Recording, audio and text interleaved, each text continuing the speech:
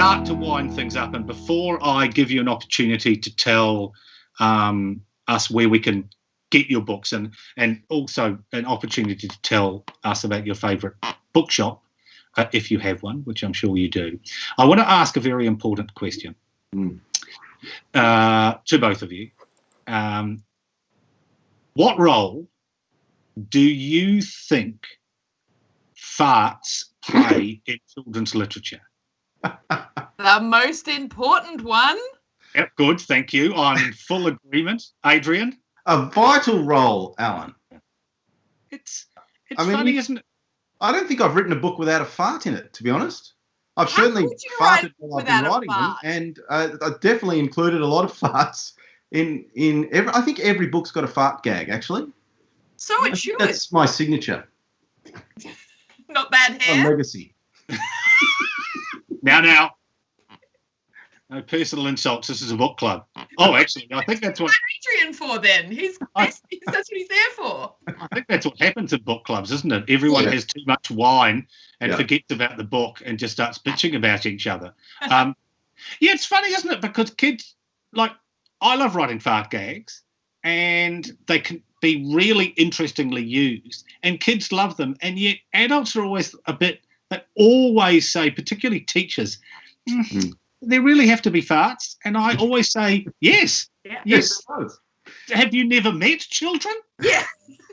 I mean, sometimes if you take really good care, the fart can be replaced with snot and or vomit, but generally speaking, just stick with the farts. It's a good way to go.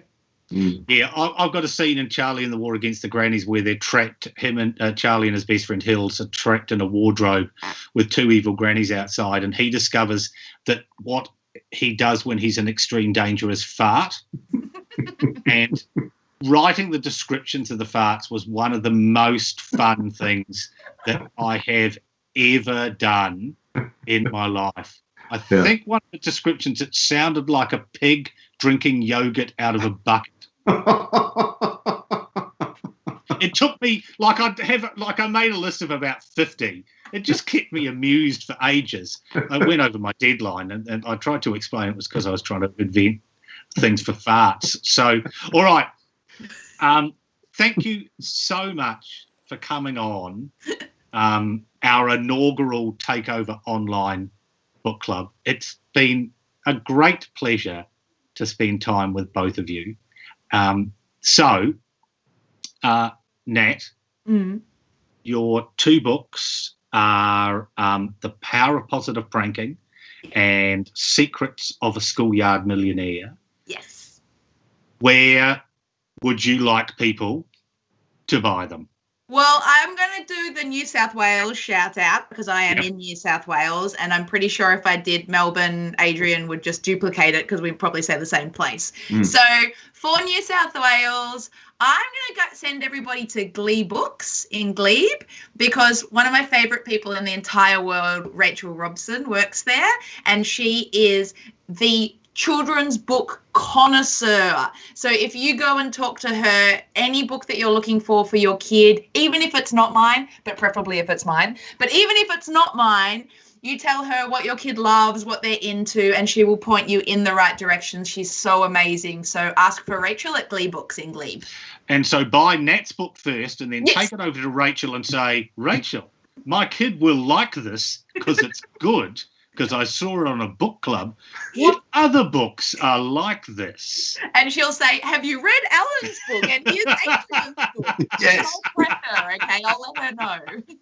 Now, Adrian, Stuff Happens, Dale, and Kick It to Nick, and Derek Dill's Super Cool Buster Move. Where would you recommend people buy them? Well, for our Victorian viewers, I would say head straight to the Little Book Room in Carlton. Alan, I know that you've had many a great event there. And Lisa Lambert, she will sort you out. In fact, if you go in there and you say, Alan, Nat, and Adrian sent you, nothing in particular will happen, but she'll be pleased that you're there. And so please do mention that. And then, grab my book, grab Nat's book, grab Alan's book, and that's pretty much all you need. Then you're sorted. Yeah, it's a lovely place. I was going to say, if you want to buy Charlie and the War Against the Grannies or Charlie and the Karaoke Cockroaches, and aren't offended by violence towards old people. What a bunch of wowzers. Oh, I know. I mean, old people love violence. You can't do anything these days, Alan. No, you can't do anything. I mean, my grandma loved hitting us all the time. Yep, and they were all up in wars and stuff like that. I mean, really. Sticks, poking with when they wanted you, they'd poke you with the walking stick. Yes, and I worked in a geriatric ward when I was young, when my mum ran a hospital. And before you had to be qualified to do anything, I worked in a geriatric ward. And you just walk past an old person, they'd just whack you. Yeah. Because they'd always have something to hold them up, and they'd just hit you with it. And you'd go, yes, do you want something? And they'd go, no. It wasn't just you, was it? No, they hit everybody. Oh, right, okay. Apart from my mother, who was absolutely terrifying, would have thrown them out. Again, thank you. It's been lovely. Nat, what are you working on at the moment? Oh, I've meant to have 2 books coming out next year. So I am actually writing the third so it's Secrets of Schoolyard Millionaire, Power of Positive Pranking, and I'm working on the third one at the moment. And another one as well. Oh, the other one. So the other one I've already written, the one that's coming out next year. So I'm actually working on the 4th one, but it'll be the 3rd one that comes out. Very confusing. Yeah. Adrian? I'm confused. You're easily confused, Adrian. Yeah, I was confused before we started. I reckon I'm going to finish off the 3rd book in the Derek Dool series, which is called Run for Your Life, and it's all about a cross-country race that goes terribly wrong, where Derek and his friends have to run through a part of their town which is rumoured to be the home of a ghost, or more specifically, a witch, and so they have to make it through the bush. Run for your life, Alan. I like it. That's fantastic. Well, look out for those next year. Nat, Adrian, thanks for coming on the first one. It seemed to go quite smoothly. Yeah, it was surprise, surprise. Yeah, sometimes these things just go completely off the rails. Apart from offending the other cultures and things, it was fine. Old people. Yeah, old people did get a pretty... I'd like to apologise to any elderly Italian or Estonian people who are watching. Yeah, that's fair.